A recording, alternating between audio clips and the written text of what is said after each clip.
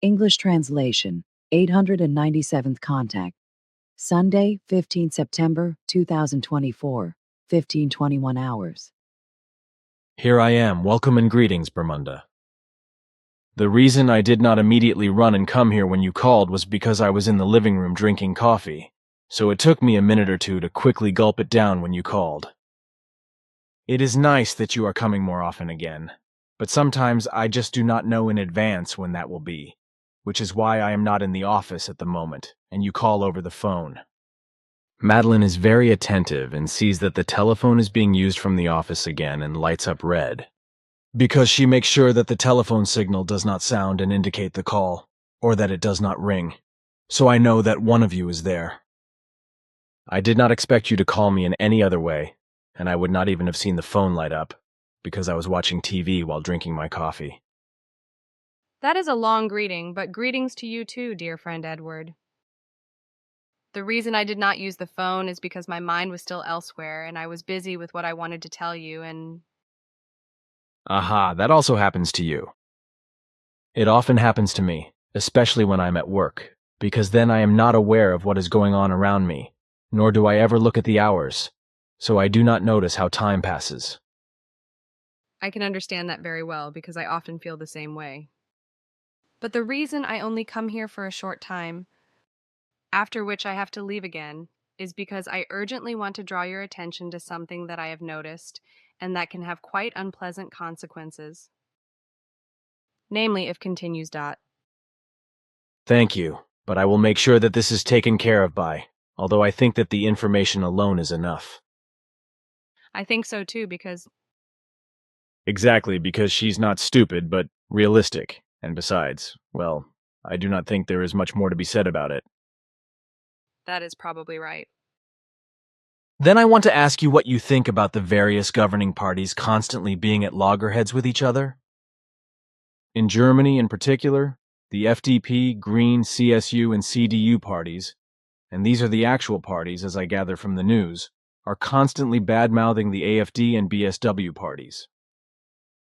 The BSW party was only founded months ago by Sarah Wagenknecht, but it is already being picked apart. When I think about it, it is actually these two parties that are so progressive for Germany that the country would be correctly advised and led, or am I mistaken?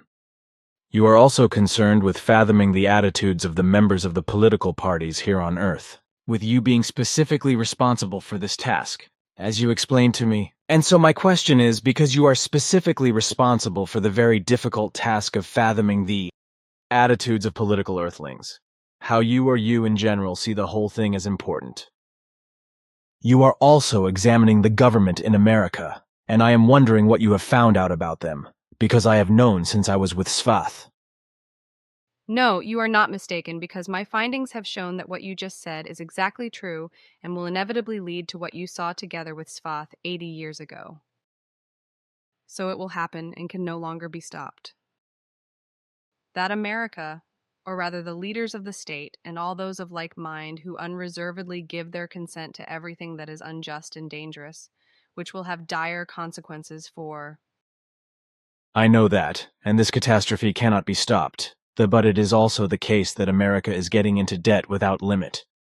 Furthermore, the attitude of Biden and Harris, along with all those who agree with these hegemonist warmongers, is more than just sick, along with all those from the people who are pulling level with these two. So now even more money and weapons are being pumped into Zelensky for the war in Ukraine, which, and unfortunately, this can no longer be stopped. Zelensky is the same kind of person as the mass murderer Netanyahu in Israel, who, if I am not mistaken in my memory, will now also let his murderous army wage war in Lebanon with impunity. If my memory serves me correctly, in the next few days and weeks, Netanyahu, who is obsessed with genocide, will unleash a bomb massacre in Beirut, or something similar, which will result in the murder of hundreds of innocent human beings. However, he and all his henchmen will not care at all, and it will even be endorsed by the leaders of America. Although they will deny knowing anything about the bombings, massacres, etc. that will take place next.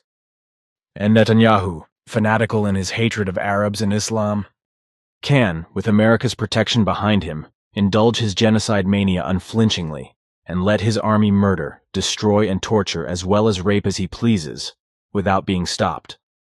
But this is also happening in Ukraine with Zelensky, only in a different way, and the fact that around 50 states are still supplying him with money and weapons en masse, and that he and Ukraine are being highly praised. This is happening to such an extent that only the war criminals Zelensky and Netanyahu and their successes, which are nothing more than war crimes, are constantly and without exception praised, while Putin and Russia are criticized. This is also only due to the more than just devious influence of the America's hegemonistic hatred of Russia, which has such a suggestive effect on the low intelligence, influenceable government and parts of the population that they friendly and do exactly what the U.S. wants and intends to do. As Svath said in the 1940s when he explored the attitudes of the U.S. government and its supporters. And that is exactly what you and... That is really the case. But it really only affects those in government, their supporters and advocates, as well as those sections of the American population who are partisan and also subservient to the government. But that is, and this must be clearly stated for all those who claim otherwise, not the pursuit of politics when we discuss together what our findings have revealed or are currently revealing. It is only a discussion of the actual facts and the factual truth and reality that arises from them. Of course, I do not see or understand it any differently. But troublemakers and know-it-alls either do not want to or cannot understand that. And that is also not something that can be said about Zelensky, the war fanatic who will be coming to America in the near future. With his evil and slimy behavior, his begging and his lies, he will wrap the American government and their believing supporters around his warmongering fingers. This is when he goes to America in a few days to beg for more weapons and money in line with his warmongering. By the way, Netanyahu, the mass murderer, is also going at the same time, and he will be successful if he spreads his insane war ambitions and war fantasies by every trick in the book among the government circles that are drawn to him as a result of his lies. These will be in bondage to him and at his feet, as I saw when Svath and I observed everything closely when we traveled into the present time in the future. Zelensky will, in a few days, if I remember correctly, wrap everyone up with his lust for war, to such an extent that he will be awarded billions of dollars in weapons from the Americans because his begging for war will be so effective, and his audience, with their blind faith and enthusiasm for war, will be so impressed that they would give him the shirt off his back if he asked or begged for it. He will dupe the governments of all countries and populations from whom he will beg for money and weapons. But first and foremost, it will be the Americans who will be behind it all in a hegemonic way, because they want to take Russia over, but who are actually to blame for Putin triggering the war in Ukraine. They want to establish themselves in Russia as they have done in many countries and remain there. They have already done this twice with lies and war in Iraq, which was not only destroyed in its entire structures, but still lives in chaos and crime as well as in constant turmoil, with the American military still in the country and as an occupation not becoming master of the situation. When I was there several times and also got to know Saddam Hussein in person, Iraq was a good and clean country, somehow safe at the time and also modern, but when President Bush Sr., the U.S. President, and about a decade later his son, also U.S. President, attacked Iraq with war through lies and deception, everything was destroyed and annihilated, and the cities and the country were devastated, while the people had to suffer terror after terror. And it was the same everywhere I went where the Yanks had been up to no good. But now, as a result of the Americans' actions... But you should keep that to yourself because... Of course, I am only telling you so that I can then, as usual, write down what I have said. Of course, I had not thought of that.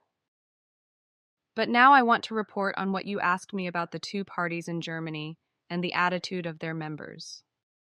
Well, it should be explained that they are aimed at a correct and just leadership of the state and at peacefulness.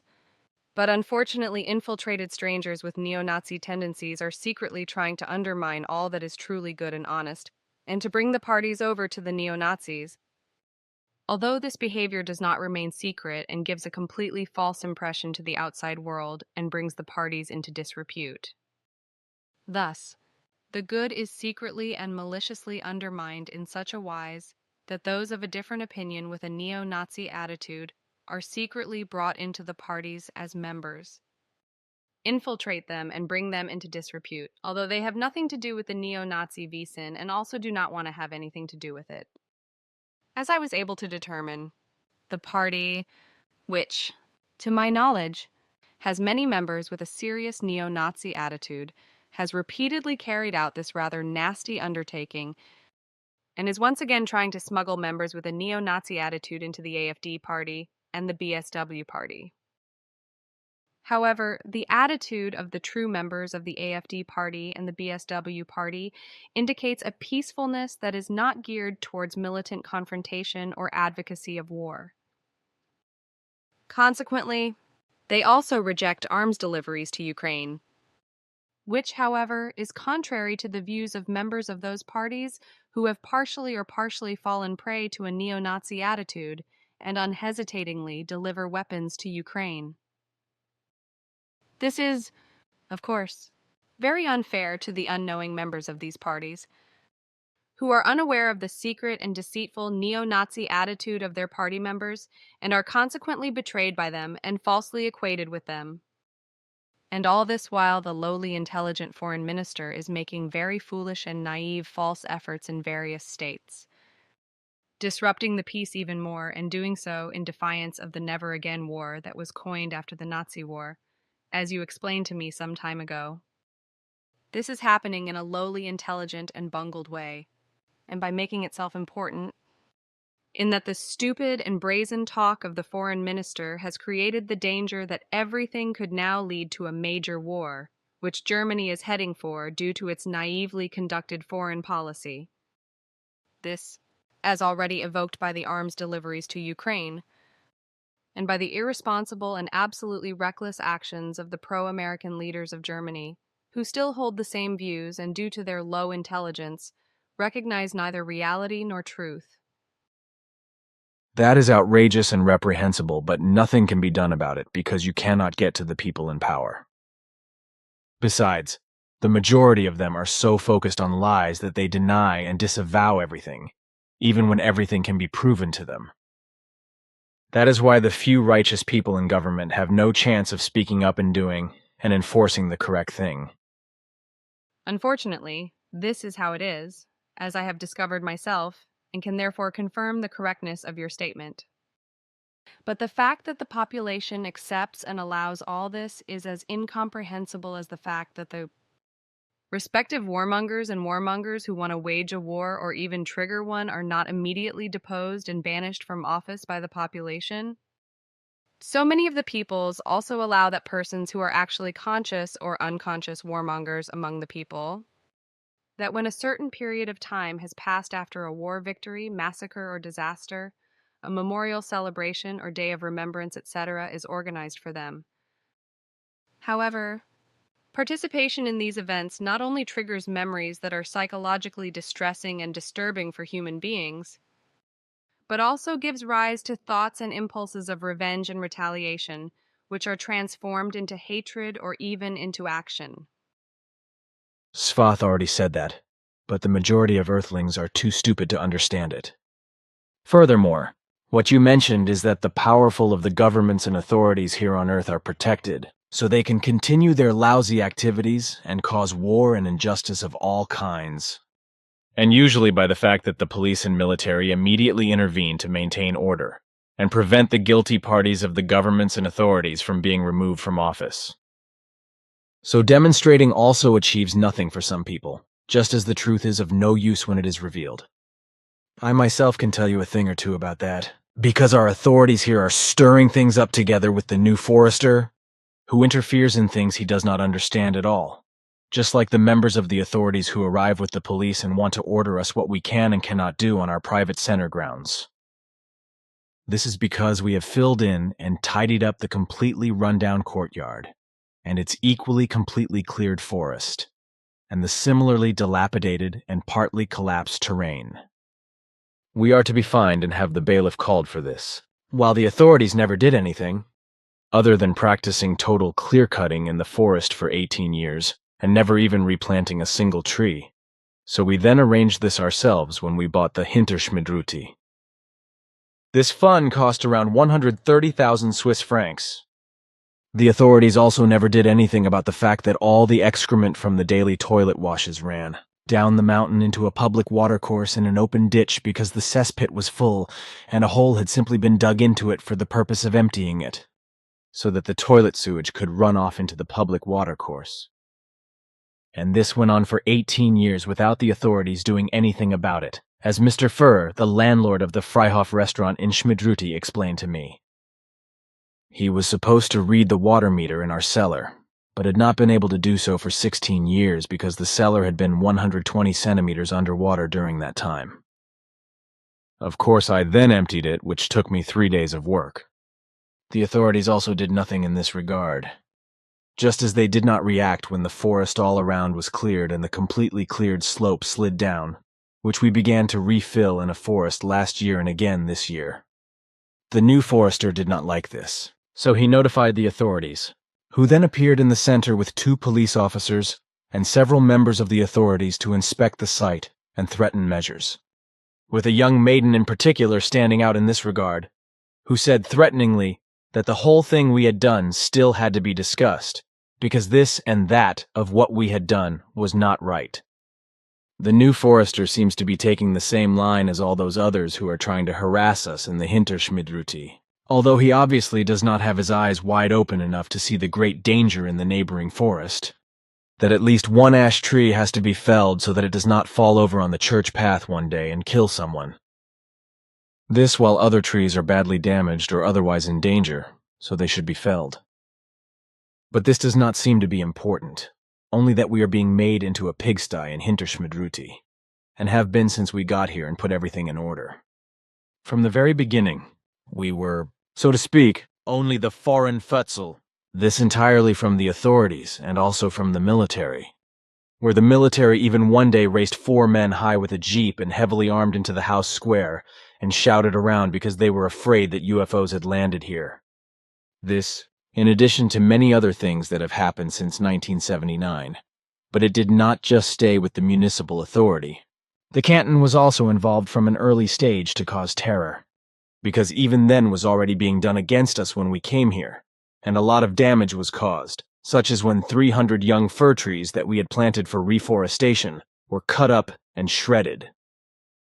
The man then met Andrin one day and ran away in fear and shot himself without further ado. This happened while another, even younger man was billeted in Schmidrüti near to spy on us in Hinterschmidrüti and take photos of the UFOs that were supposed to land here. Walter Balmer from Sitzburg was also encouraged to do this because he cleared snow for us and was also able to come and go in Hinterschmidrüti, as he also did work for us. But then one night, when he was allowed to take photos of Ta's beamship as it flew in, and Ptah then also addressed him from the beamship via a device, and explained the reason for your being here. Walter changed his mind and told me that he had been ordered by the authorities and the military to spy on us at Hinterschmidrüti. I kept this to myself until now, but now it is time for me to speak and come clean, because obviously the terror from the authorities is about to begin again, because some time ago, what has been explained so far is, among other things, only the least of it because there was much more, such as the fact that the alternate roof of the house was so badly damaged by stones thrown down from the mountain that we had to have it re-roofed. This, in addition to many other things, such as the fact that the riot squad of police from Winterthur arrived because I had forbidden the hunters to continue shooting at game from the stable and kitchen windows, whereupon the hunters informed the authorities by telephone, and they in turn notified the police, who promptly arrived with their squad. But there was also the matter of the hiking trail that Jacobus and I made because the president of the authority suggested that I do so because then the churchgoers and walkers would no longer have to walk past the house. So Jacobus and I worked until we had the approximately 250-meter-long hiking trail on the mountainside, which was then deemed good by the municipal president and also by the hiking club, which marked it out as a hiking trail. All this is only briefly mentioned in Wise, because there would be much more to say, such as that at night our cars were scratched and their windows were smashed, that the cattle herding equipment was torn away and thrown into the forest behind, etc., which prompted us to have a night watch patrolling from evening to morning in the Hinterschmidrüti and in the nearby area. However, this did not prevent some lunatics from sneaking up on me and shooting at me at various times of the day. Even when FIGU members were standing with me, such as Engelbert and also Silvano, or when Wendell was sitting next to me on the sofa when there was a bang and the shot hit the wall hard next to my head. Marianne and Willem were also there about 2 years ago, sitting in front of the house, and if it had worked, maybe one of these would have been hit. But what is the point of alerting the police for that reason? It is pointless, because that is what Silvano and I found out when we were shot at and we saw the shooter. But when we reported it to the police, because Silvano wanted to do that, which I advised against, and in Pfeffikon, because it happened in the Pfeffikon area, we were promptly dismissed and laughed at. But the very first time a police report was actually drawn up was in India. In Mehrauli, when Dr. Radhakrishnan, the president of India, visited us on Dog Hill and was standing next to me when I was shot. Dr. Radhakrishnan, who was also a philosopher of religion, visited me in the Ashoka Ashram in Mehrauli on Dog Hill because he had heard of me, and also had something to do with the World Society for the Protection of Animals. It was he who insisted that the assassination attempt in which I was shot in the left arm be reported to the police. Consequently, the police report was then drawn up, a copy of which Bernadette included in her book of my life. Since then, that is, since this incident, there have been 24 more attempts to take my life, by cultists who do not like the fact that I am against every crazy and confused religious belief as well as cultist beliefs. This, although I have never attacked or insulted believers of any religion, either personally or in writing, and never would, because I have always believed that if a human being wants to believe in something, whether it is something imaginary, an opinion, a lie, or a fraud, etc., then that is an absolutely personal matter, and I do not interfere. Consequently, I can live and have a conversation with human beings who are strictly religious or secular, as has always been the case. The whole thing has remained with me since my adolescence. But since my adolescence, it has also remained that quite a few notable people from the sect in Bulach conspired against me and bullied me, and then ultimately tried to get rid of me, as instructed by Mrs. In addition, I went to the municipal authority in Bulach in 1965 and asked whether they could issue a certificate of citizenship that I would have needed for the authority in Turkey as a result of my bus accident. However, I was refused this, but was given 500 francs and told maliciously that I should go back to Turkey with it and stay there, because people like me are not needed in Bulak. And so it has remained to this day in every respect and still exists. And consequently, a small fanatically religious group of this sect has also been preserved, which exists partly through fanatically sectarian descendants who still want to get at me. I do not know their names or where they live because I have no interest in asking. But the fact that this is still the case and has been preserved to this day, and that I have been persecuted in this way since I was a boy, with people even following me abroad, is something I have experienced. In addition, told me that himself was in Hinwil and shot at me in 1972 in an attempt to kill me. But shot through the window where I was doing printing work on the machine that Jacobus had bought, apologized, so that is all there is to it as far as I am concerned. It should also be mentioned that I had got to know Jacobus in Dietikon when I was working for the Piatti, company operating the large-scale concrete plant, and he always had to bring me the concrete gravel with his lorry. Well, the incident in Hinwil when wanted to shoot me through the window, but the bullet ricocheted off a copper spiral, just missing my head, and went into the ceiling. Has since realized the senselessness of the attempted murder, but also that he left the crazy cult group a good 5 years ago, because both the nonsense of the cult belief and the hatred against me is idiotic. But now I owe money to the cultist group, which has had 9 members again for the past 3 months, but which has since been joined by another 3 persons, as they told me 2 weeks ago, since I have been in contact with, since the apology and excuse because I am not resentful, and when someone apologizes to me for something that was done to me unjustly, then the whole thing is settled and forgotten for me. As for Dot, Piatti, that sounds familiar because what you said was something that Pata once told me about a company called Piatti, if I remember correctly. I'm interested in that, as well as the context of how it all came about, that you could find work with only one arm at a construction company because you lost your left arm in a bus accident while traveling and working abroad. Well, that is a longer story, but I will try to briefly tell the most important part. Pata may have told you something about Piatti because I once told him that the foreman at Piatti, whose name was Seghetti, but I do not know how to spell it, had hired me from the Miller Construction Company in Feraltorf, who got angry and made me work for only 90 cents an hour. The foreman was looking for workers at the time, and also came to our construction site at the company Glog, which produced shoes and for which we had to build the building higher.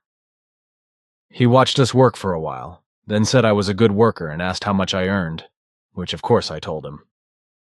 He then said that I was being cheated by my employer, because the way I worked, I should be earning more.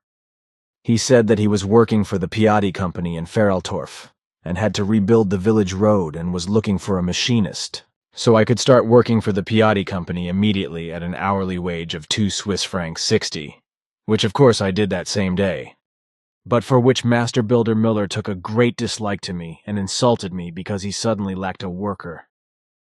But I would have been really stupid if I had not accepted the foreman's offer, because then I would not have been able to learn so quickly how to operate and work with the road construction machines. After that, when the village road was finished, I was also able to continue working as a machinist when the main road from Bruttisellen to Wallisellen was built. When I started laying iron reinforcements on construction sites, and also learned to build concrete oil tanks and installed them in houses on my own, and also did civil engineering work on my own, and also cleaned heating oil tanks, and also worked as an assistant roofer, and also worked as a foreman laying sewers and doing a number of other jobs, often working 18 or 20 hours a day and not infrequently 24 hours a day. I ultimately went abroad because I was always being harassed from somewhere. After a few years, I came back to Switzerland, after I had found and married a woman in Greece. And there I worked independently from Gutenswil near Barrettswil with a trade and distribution of goods of all kinds, for which I had to have a commercial patent.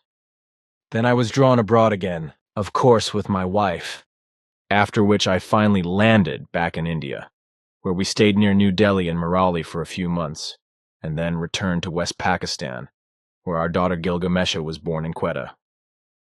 After that, we lived in Üsküdar in Turkey, but I worked in Istanbul in a printing house as a typesetter and also produced and sold souvenirs, as I had done in Jordan, Jerusalem, and Bethlehem. Then we moved to Greece, to Thessaloniki, where I worked as a repairman for jukeboxes, etc. When we returned to Switzerland and first lived with my parents in the municipality of Barrettswil in Rügenthal, I worked from there as a security guard for cash transports, but also as a personal security guard, equipped with a weapon and a gun license, of course. However, I was ordered to keep quiet about this even from my family, which I did. Then I moved with my family to Barrettswil, where I bought a house in Hinwil, next to the local museum on Oberdorfstrasse. I then worked as a night watchman at Wagerenhof, a large technology center. After a year, I changed jobs and went to Piatti, taking over the large concrete plant in Dietikon, where I then met Jacobus. Then, when I also left the Piatti company because all the work became too much with only one arm, I switched back and worked as a night watchman for a bank and a jewelry store, watch store and various companies in Wallisellen, and from the Watch AG in Zurich.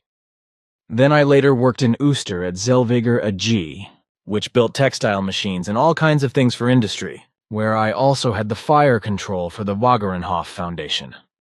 As far as I know, Wagerenhof was founded in 1904 and is now designed for around 240 persons who have multiple disabilities and can remain in the very well-run institution for life.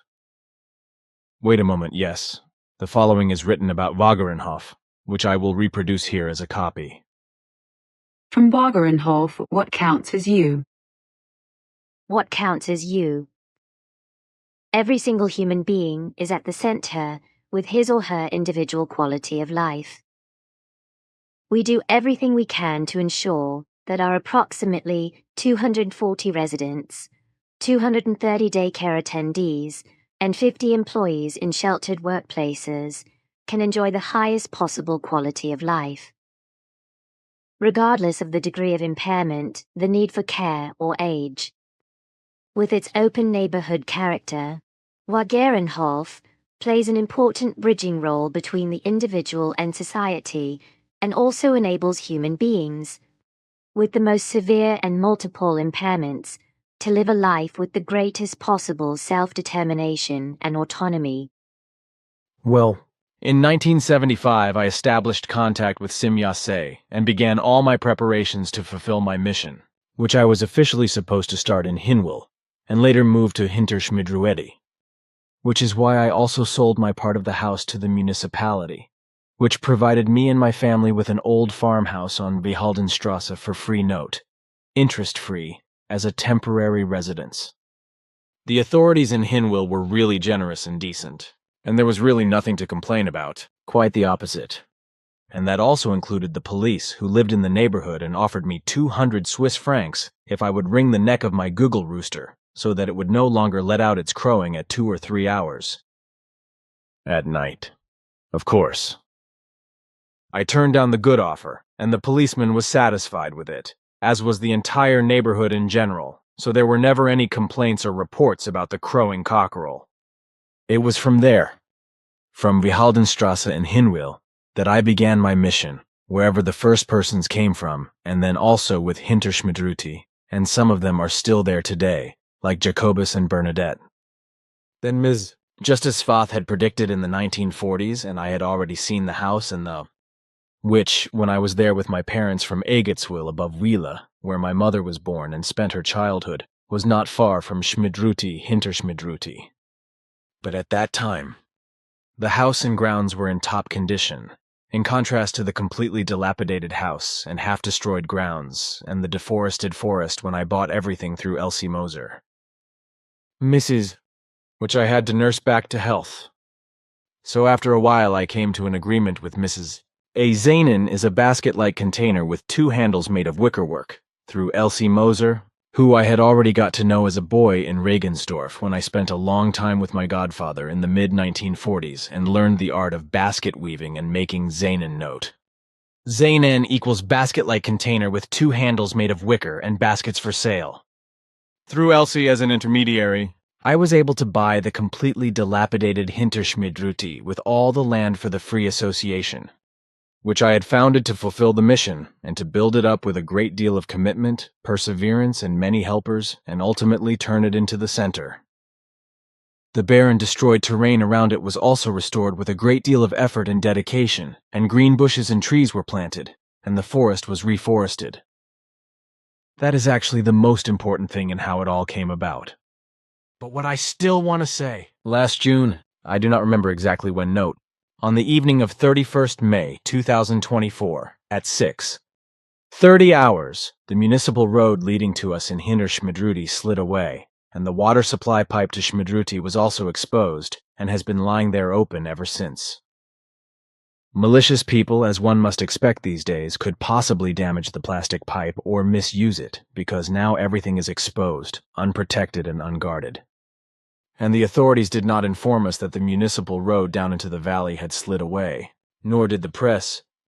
Presumably, and consequently, the post and suppliers, as well as hikers, etc., were confronted with the fact of the road having slid away when they came to the barrier we had erected.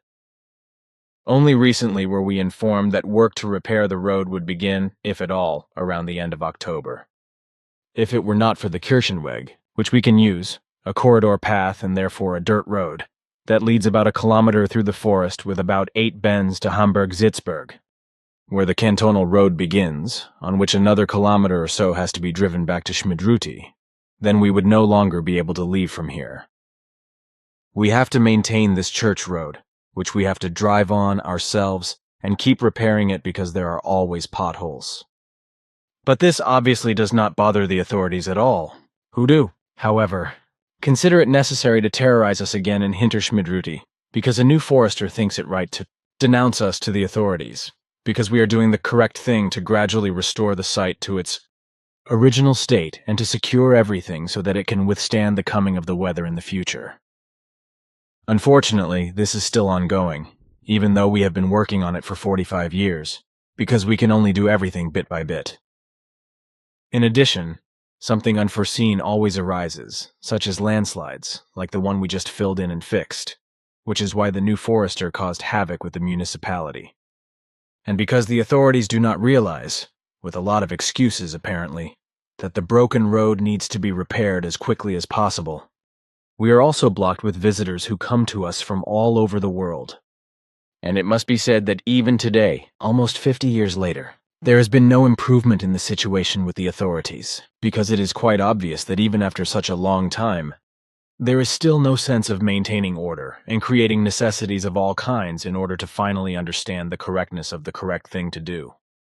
This, as well as the safety precautions for the coming effects of climate change, and thus also its coming consequences, are not understood and foreseen. Consequently, the necessary providence is also missing, as are understanding and all reason, which apparently cannot penetrate the skulls of the members of the authorities.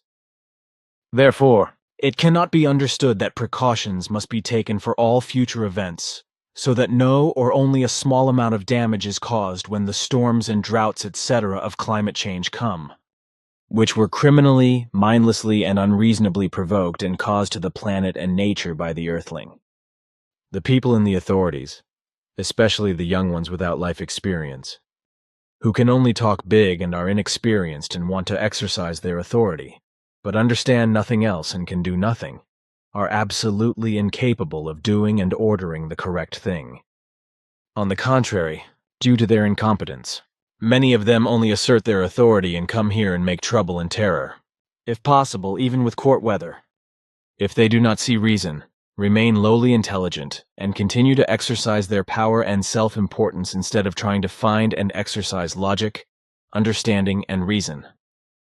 You are obviously upset, but I understand that, because when I think about everything you have said, I cannot understand how such indifferent and incompetent human beings can represent the authorities, or how they can even get into positions of authority. And everything you have told me about your life is, in any case, unusually impressive to me, and will give me much food for thought. That will be your business. But regarding all your words about the authorities, we have an electoral system, and that requires knowledge of human nature. But as a rule, the respective population lacks that, so elections are held according to whim and guesswork or relationships, etc. That will probably be the case. But now I have to go again because I still have my work to do. But be of good cheer, for farewell, dear friend. Bermunda, farewell to you too. Farewell, and goodbye. Sunday, the 15th of September, 2024, 20:31 hours. There you are already. Greetings, Edward, my friend. You are fast. I only called you a moment ago. Yes, today everything seems to happen quickly, because Bermunda was already here this early evening, and called me twice within a short time because I did not react immediately to her call. She told me, but there is really no rush that you should run over as soon as you are called. Besides, we agreed that we will call you again when we come, so we will only use the phone when you are busy talking to some persons. We can wait for you to notice the red light and come over, because we have calculated that you only talk for about 10 minutes at most before you turn away and move on or come back to your office. But that could take a long time if I or someone else does not see the red light. When we come to you, we are not in a hurry, and besides, we feel comfortable in your workroom here, because despite the unpleasant energies here that affect you and the writing equipment, we find it peaceful, because interestingly, they do not affect us. They also do not affect others, except for me and my computer.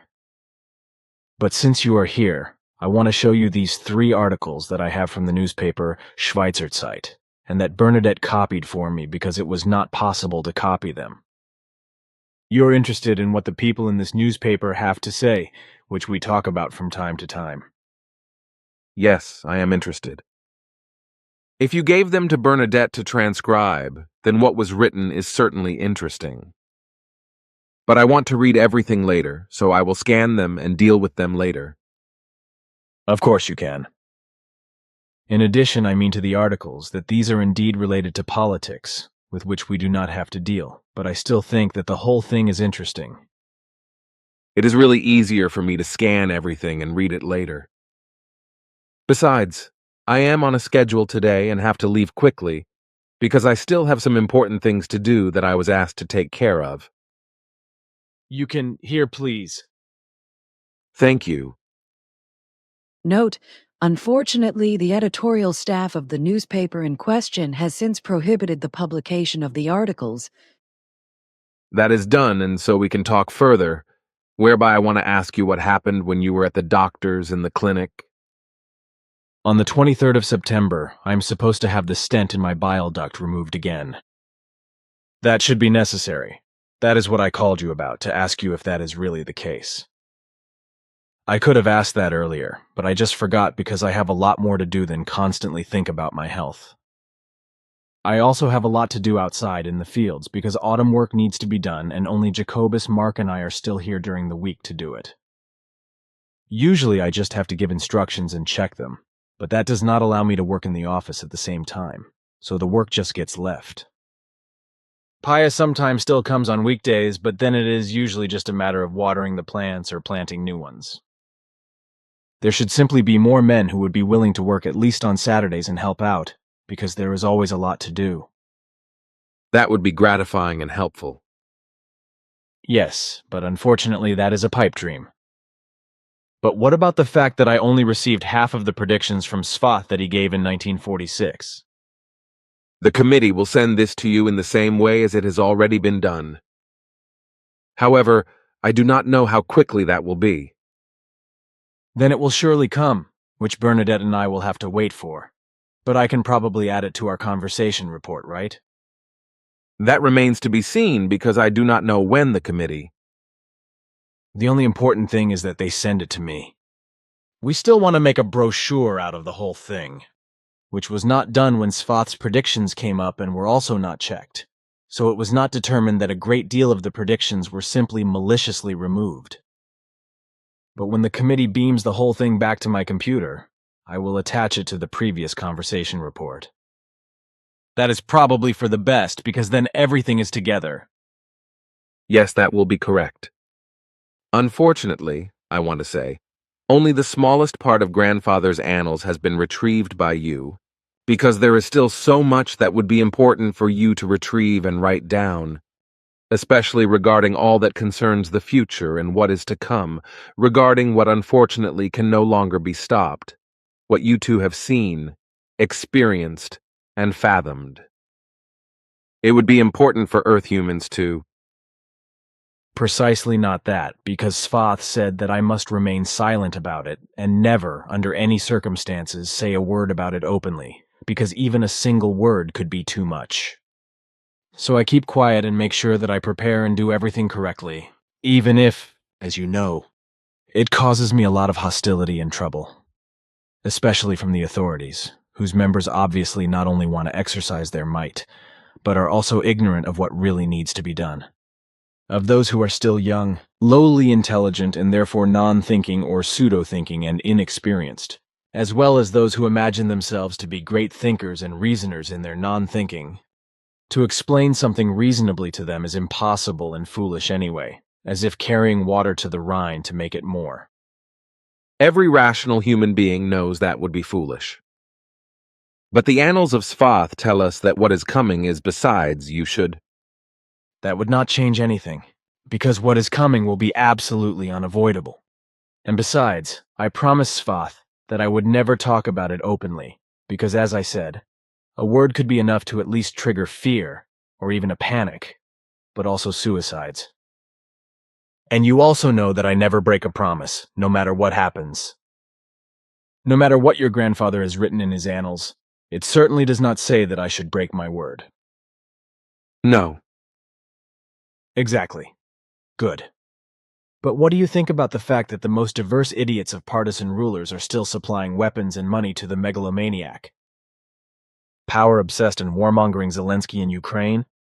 These suppliers are simply insane and also refuse to accept the truth that America's crazy and war-obsessed government is behind it, and is allowing the war to continue for so long with lies.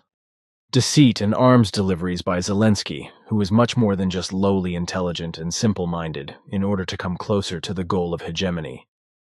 However, the whole thing will turn out differently, even if America can continue its hegemony for the time being, but we'll have to give it up one day. When the majority of all those in government and the friendly-minded sections of the population recognize the truth and reality and turn away from their friendliness towards America and finally clear the decks. Then the time will come when peace will come from Russia, because it will no longer have to defend itself against unjustified attacks and lies from the Western states, neither with war nor with justifications. Why the Western states and parts of their populations are constantly partial instead of neutral, and why they are also hostile towards Russia, they do not even know themselves.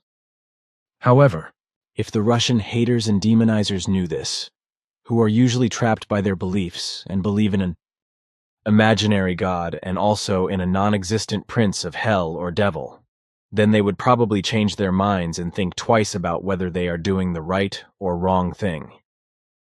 To be nonpartisan and neutral would be the correct and appropriate thing to do at all times, because taking sides for one or the other country only brings discord, strife, and war. But what really was and is of little concern to Earthlings, because injustice, trouble and terror is their métier, as for example with regard to Russia, which only the fewest of the partial know, such as those who only constantly praise Zelensky and Netanyahu, and stand for Ukraine and for Israel, while they only shout out negative things about Putin instead of naming all three and their machinations. Effectively, none of them is better than the other, because they are all in the same hospital, sick with their lust for power, their warmongering, and their irresponsibility, inhumanity, and lust for murder. But what the early history of the states of these three belligerents is actually only known to those who constantly praise Israel and Ukraine, but not what concerns Russia. Therefore, I would like to say something from Russia's early prehistory, namely that the whole hatred against this country actually began when I was able to make leaps into the past, and journeys through the past with Svath in the 1940s and got to know various early human peoples who lived in those vast areas that are now called Russia. Later, when that was, I do not remember exactly, it came about that it was about 1,000 years ago. A kingdom was founded in the giant area that was called the Eastern Slavic Kingdom or something like that. The people, who, by the way, turned to the Christian faith, were originally called Rus, but later, from the 19th century, Kievan Rus, which, if I think about it, may have contributed to the present name of the capital Kiev of Ukraine, but I do not know that for sure, I am just guessing. The great medieval empire, that is, the old East Slavic Rus, was founded about 1,000 years ago by Norman warriors. Rus's was then, in the High Middle Ages, a vast territory that would now include Belarus, Ukraine, and Russia. Well, Svath and I were often there in the vast areas where many things changed when the Christian religion, and thus the Christian faith, spread very quickly. Then the Rus rose up in an invasion-like manner. It was these, if I remember correctly, around the first quarter of the second millennium, which caused a complete collapse of the empire. Subsequently, in the West, about 1,000 years later, a new empire arose that lasted about 100 years, which in turn lasted about 100 years, and was ruled by the Mongolian so-called Golden Horde, which had no interest in proper governance. When the Tartars invaded the country and began their rule, there was an estrangement with the Western countries, with which a reasonable relationship had been maintained until then. And that was precisely the reason and beginning of the emergence of an aversion and repugnance against the peoples of the East. This is because the Tartars, a Turkic people Turks, who originated from the ethnogenesis of the indigenous, Volga-Bulgarian population, invaded the region as a result of the Mongol invasion, and were not exactly friendly towards the Western states. What I do know is what happened in more recent times, when the country that would become Russia emerged, rapidly developing into an economic might and bringing about a rapid development of multiple forms through constant reforms. It should also be said that Russia was very often destabilized by internal unrest, and also bullied, lied to and cheated by America in the most evil and diverse ways, as happened in the worst case regarding NATO expansion, as promised by the USA. But this is being lied about by the USA, and the fraudulent lies of the Americans are being believed by billions of naive earthlings. The fact that this lousy promise was effectively given by the representatives of the US government at the time, unfortunately only orally, was clearly and unequivocally established by Ptah personally through a time travel and his secret observation during the then unilateral negotiations. But now it has to be said that Russia's political changes were not far-reaching enough, and that due to wrong actions, large parts of the Russian people were not included in the whole. So it happened that during the World War 1914 to 1918, the revolution in February and October 1917 abolished the Tsardom in Russia, and the entire Tsar Nicholas II Romanov family was murdered by the Bolsheviks in Yekaterinburg in 1918. I have to interrupt you and say that although this became world famous, it is still persistently kept secret that American forces were secretly behind everything, and thus also the so-called Bolsheviks, as Ptah explained to me, who got to the bottom of this murder case. Through a clarification of the past, he has researched everything very carefully and explained to me that he had gone back over the years of the Bolsheviks' activities and the murders they committed. And so he was present at the time and found out that American OSS agents had been working at the time and were responsible for the overthrow of Nicholas II and the murder of the entire royal family. The events were hatched and developed as a top secret in America, and were so secret that no written records were even made about them. The intervention was so secret that even the American government was kept in the dark, and even the then U.S. President Wilson was not informed, because the removal of Nicholas II was carried out by OSS agents in absolute secrecy, and only for reasons of personal dislike. This Tsar was also considered to be a bit of a scary character, as he was also considered to be unsympathetic and somehow hated. I did not really know that because Ptah never told me anything about it, because we never talked about the Tsar Nicholas II, his family and the Romanov dynasty, etc. But I know of Russians I met years ago. And what were their names? Who explained to me that the assassination of the royal family was not everything, because it has been kept secret from the world public to this day, that in the following period after the assassination of the entire royal family, for months the Romanovs were effectively hunted down and all were murdered. The Tsar's brother, who was said to have been a Grand Duke, was also murdered, as were all other members of the Romanov dynasty. They were captured and murdered in various places in Russia. Officially, it was said afterwards, as I was told, that the Romanovs were exterminated because the Bolshevik horde did not want to leave any possible sympathizers to the White Army, or White Guard of the so-called White Movement, which fought the Russian Civil War from 1918 to 1922. This, I was told, was where a volunteer army was said to have played an important role. Unfortunately, I never talked to Ptah about this, because it was not of interest to me, and apparently not to Ptah either, hence he did not address the matter. According to what I was told, I searched the internet and found some information. Wait a moment, I want to find it again, yes. Here the following is written. But the Russians also told me that the Tsar and his family, like the other members of the House of Romanov, were killed not least because the so-called white counter-revolutionaries should not be left with potential symbolic figures. A total of 18 members of the dynasty and many other persons from their personal environment were killed by the Bolsheviks, including the Tsarina's sister, Yelizaveta Fyodorovna, and 5 other Romanovs in the night following the assassination of the royal family. On the 29th of January 1919, the last 4 Romanovs in custody were shot. This completes what was explained to me by the Russians. However, I do not know more because I was there not when all this happened. But what I have learned and know from Russian history is that during the revolution in 1917, in the course of the First World War, the Tsar's rule in Russia was forcibly ended by the Bolsheviks and the Tsar's family was murdered. And now I know how and why. Following all this, the Socialist Soviet Union was founded, which then existed until 1991.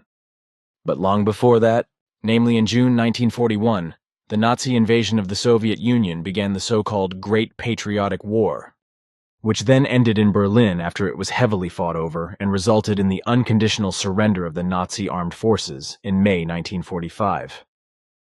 This victory is still commemorated in Russia today, with the approximately 42 million dead among the civilian population who lost their lives during the Nazi war also being remembered.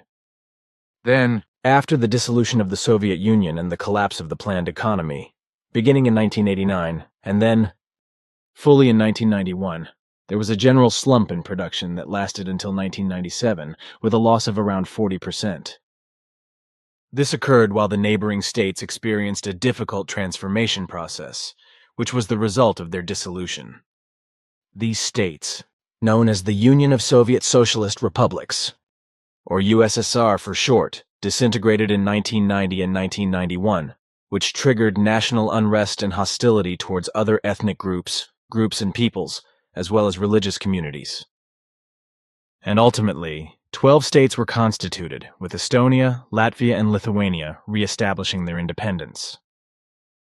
Also in 1991, the Russian Federation, together with Belarus, which was henceforth called Belarus, and with Ukraine, founded the Community of Independent States. There I have something to say again, because Ptah explains to me further that he also experienced this founding of the community as an unobserved listener at the time and fathomed it himself. However, the whole thing had been a real thorn in the side of America's leaders and had caused underground hostility in the American government, as well as the desire to find a way to somehow disrupt this community again through underground activities and have it dissolved again. Ptah also said that America's leaders had not shied away from planning for the future themselves, somehow considering a provocation to make the hoped-for ambitions a reality in a warlike manner, even if it meant triggering them through acts of war, perhaps even through the community itself or Russia. Thus, through America's secret underground efforts and interference, Ukraine and Georgia quickly left the community and treacherously turned to America.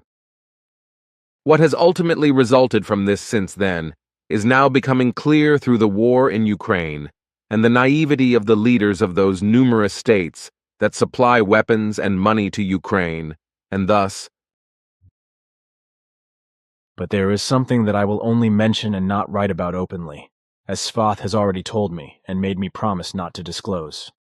But what I still have to say, after the dissolution of the Soviet Union, there were initially very large declines in the national gross domestic product in Russia, as well as in the economic situation, especially in agriculture and many productions by companies and private individuals. After that, it took until the year 2000 for an upturn to occur in the Russian Federation, favored by the global economy, but it only lasted 13 years. As things stand now, it is somehow passable, but cannot be called completely satisfactory. The lowly intelligent and simple-minded of the state leaderships, as you call them, are really not only classified according to their low intelligence and simple-mindedness, or their lack of thinking or their superficial thinking, but also according to the evil and negativity of their decisions and actions. But the majority of Earth's human population is obviously lowly intelligent and simple-minded, because war has been waged on Earth again and again since time immemorial, because hatred, revenge, the desire to kill and lust for murder are constantly lurking in the majority of humanity, and these have been stored in the depths of character since primeval times, and are not being addressed by Earth humans in order to eliminate these evils and finally become true human beings. If these primeval evils are not finally resolved, then there will be neither justice, equality, nor peace. Consequently, the majority of Earth humans will immediately resort to some form of violence or directly to weapons and kill if something occurs that falls outside all the so-called norms. This behavior of the Earthlings leads back to the primeval times, as I was able to observe and learn with Svath during various jumps or journeys into the past around 70 million years ago, and all the following millions of years. What the so-called scientists claim about how everything was back then corresponds to pure wild assumptions and fantasies, because everything was quite different, as are many other things that are simply fantasized and pieced together archaeologically, etc. It so happened that 7 species of the animal and animal creatures of that time changes began to take place, and transformations occurred that ultimately led to the emergence of the first primeval beings about 15 million years ago, who can be described as the first primeval human beings. I remember the Messel pit in Germany, where Svath and I found ancient fossils of an animal body that was about 50 million years old or so, like those also found by archaeologists. From these animal creatures, as Svath and I were able to observe by leaps into the past over millions of years, the first prehistoric human beings emerged from the changes and transformations over the course of many millions of years. This happened worldwide almost simultaneously. So to speak, although the simultaneity is to be understood as 1 to 3 million years, during which 7 different races developed that were only just similar to prehistoric humans. But this did not happen on Earth in southern Africa, as scientists claim, but simultaneously worldwide. The Earth was then still completely different in shape than it is today, and also the emergence and becoming of the original beings, of which it can be said that they were human-like and completely different from great apes as is claimed. These Visen also interbred, and consequently new species inevitably emerged from this if they were sexually compatible. And some of them still live on Earth today because they reproduced, albeit only in a very moderate way, in very small groups, and were thus able to survive for millions of years until today. Occasionally, these are also sighted, photographed, or filmed, but despite this, their existence is disputed by know-it-alls. Now, I will try to explain something about the development that took place since primeval times until the emergence of human beings, who now live on Earth in excess of more than 9,005,000,000 times overpopulation, and who, through their machinations, destroy, annihilate, and exterminate the planet, the atmosphere and the climate, the entire nature and its fauna and flora. But this can only correspond to a rough outline and can only show where the human being actually came from, although I can only give a very rough explanation of everything. So I will start with what I saw, observed, and learned with Svath's help. So I know that as a result of completely natural evolutionary processes on Earth, the planet, the atmosphere, the climate and the fauna and flora, the animals and creatures of that time, 70 million years ago, underwent enormous changes and then also complete transformations of the most diverse life forms of all genera and species, as well as the beginning of what ultimately gave rise to the earliest human-like Wesen. This means that it was not aliens who brought the Earthling to Earth, but that he is really an Earthling, and that he emerged over the course of millions of years from a completely natural evolutionary development, effectively from certain earthly animal life forms that were absolutely carnivorous, hunted other animals, killed them, and ate them. Others were herbivores that only ate meat by chance, as was also the case with animal life forms. As for extraterrestrials, I do not want to talk about that because neither you nor I have anything to do with them or their UFOs. What I still want to say is this: the false claims of Charlie Darwin and the filing of the bones by him can never and in no wise prove the descent of Earthlings, because the human being does not descend from a monkey-like creature, but from the animal world and the animal kingdom, which were and are far removed from any oldest and newest line of monkeys. So, around 70 million years ago, there were 7 types of animal life that did not have any lines to ape-like creatures, which fell prey to new changes and later transformations, pure carnivores that killed other animals for food and then ate them, and herbivores that fed on plants. Through natural evolutionary changes and transformations, 7 of these animal and creature forms developed over many millions of years into new and human-like life forms, and over the course of many millions of years, into the correct human being.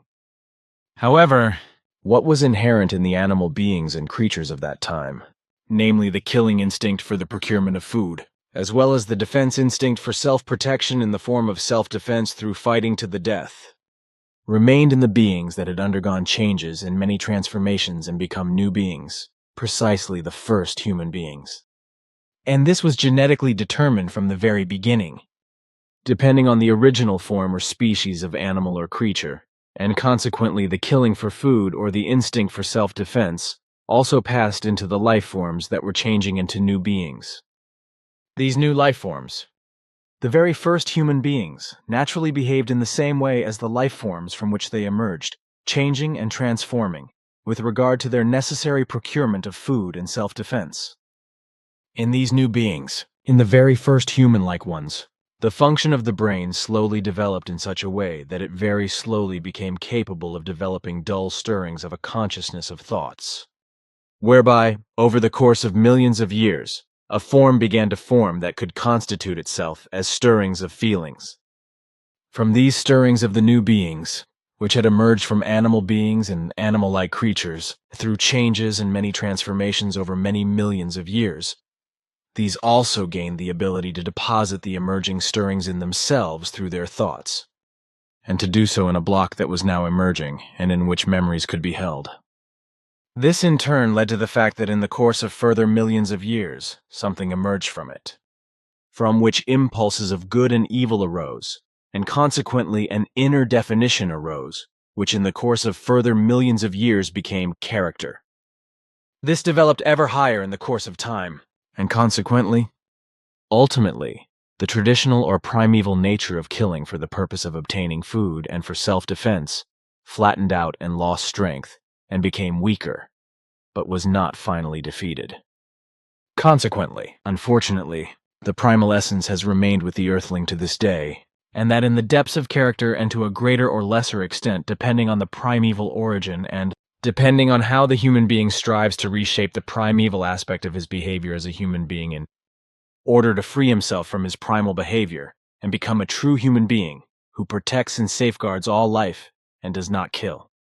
That corresponds to the way it actually turns out when evolution takes its course.